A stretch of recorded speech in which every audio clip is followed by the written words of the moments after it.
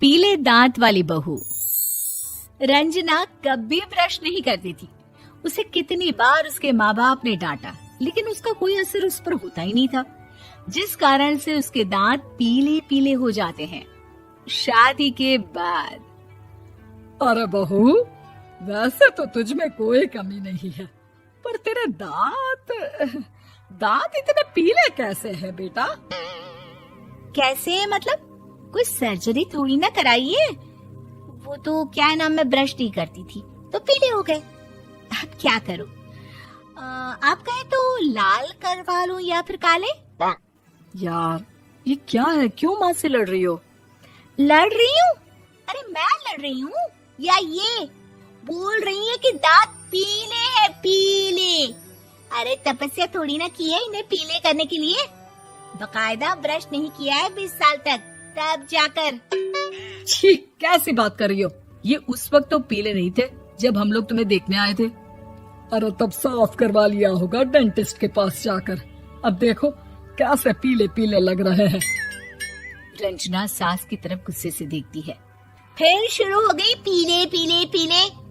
अरे पीले तो तब भी थे जब मेरे हाथ का रसगुल्ला उड़ा उड़ा कर खा रही थी और बोल रही थी, लड़की नहीं गुणों का खजाना दे रहे भाई साहब आप। खैर, अब वो लोग करते भी तो क्या करते, पीले दांत वाली बहू पल्ले पड़ी थी तो झेलना तो था ही। एक दिन कीर्तन में रंजना गाना गा रही थी।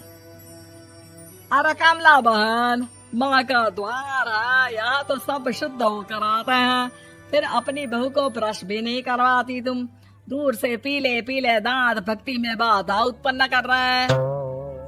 अरे कोई 2 साल की बच्ची थोड़ी ना लेकर आई हूँ मैं बहू बनाकर। अच्छी खासी लड़की है, अरे कैसे करवाऊं ब्रश? ये तो उसे खुद करना चाहिए ना। अब माँ बाप तो इसके जैसे तैसे निपटा दिए, ये नहीं सोचा कि सास कैसे संभालेगी। सास बहू को लेकर घर आ जाती है, लेकिन सोच लेती है कि अब इसे लेकर कहीं नहीं जाएगी। अगले रोज बहू कहती है, अरे क्या हो गया, मंदिर नहीं जाना क्या? कीर्तन का वक्त हो रहा है। मेरी मधुर वाणी से कान्हा जी जागते हैं और सोते हैं। आप तो जानती है ना उनकी भक्ति में कितना मन लगता है मेरा। वो क्या है ना, तबीयत ठीक नहीं लग रही है मेरी, आराम करूंगी मैं। तबीयत ठीक नहीं लग रही? अभी तो मिथुन के गाने पर नाच रही थी आप, और अब बोल रही है कि तबीयत ठीक नहीं लग रही। अरे भक्ति में मन लगा लो सासू माँ, ऊपर जाना है, क्या मुंह दिखाओगी आप? हाँ? सास को बहू की बात पर गुस्सा आ जाता है। मैं क्या मुंह दिखाऊंगी, इसकी चिंता तो ना कर, समझी? अपने मुंह की चिंता कर, जो ये पीले पीले दांत लेकर हर जगह पहुंच जाती है। पता है लोग कितना मजाक बनाते हैं। ना जी ना, मैं नहीं जाना कहीं तेरे साथ। तो ये बात है, कोई ना, मत जाओ, मैं अपने कमरे में ही बैठकर भक्ति कर लूंगी। ऊपर वाला दांत थोड़ी ना देखता है, मन देखता है, भावना देखता है। और अरे बस बस, तू सब कुछ दिखा, बस ये सफेद चमकदार दांत ना दिखाना किसी को, है? जा यहाँ से। बहू को सास की बात का कोई फर्क नहीं पड़ता, वो तो जैसी थी वैसी ही रह जाती है। सुबह नहाकर किचन में खाना बनाना, फिर खाना खाना, कीर्तन भजन करना और सो जाना। एक दिन, माँ जी मैं सहेली के घर जा रही हूँ, शाम को लेट आऊंगी। हाँ हाँ तो जाना, मैंने कौन सा तेरी आरती करनी है घर पर बैठकर।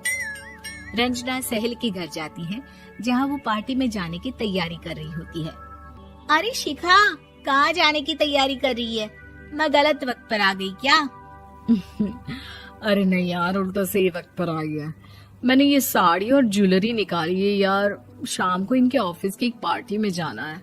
बताना कैसा लग रहा है ये सब?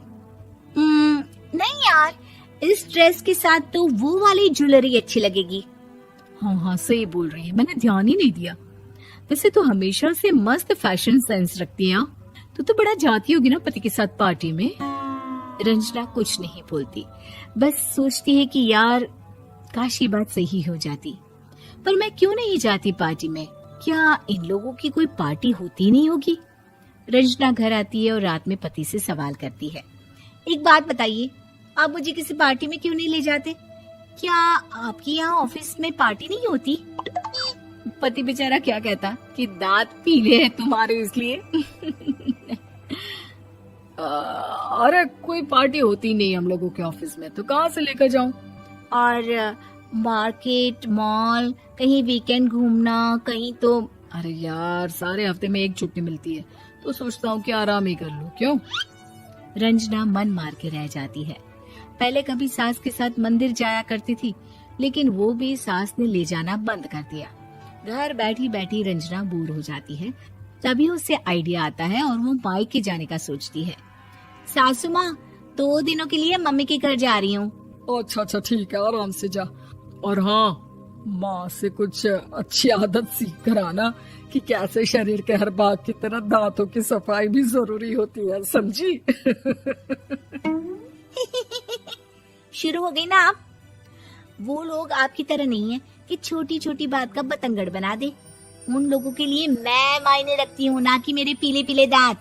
रंजना माँ को बिना बताए उन लोगों को सरप्राइज देती है, लेकिन जैसे ही वो दरवाजे पर पहुंचती है, अंदर देखती है कि घर वाले कहीं जा रहे होते हैं।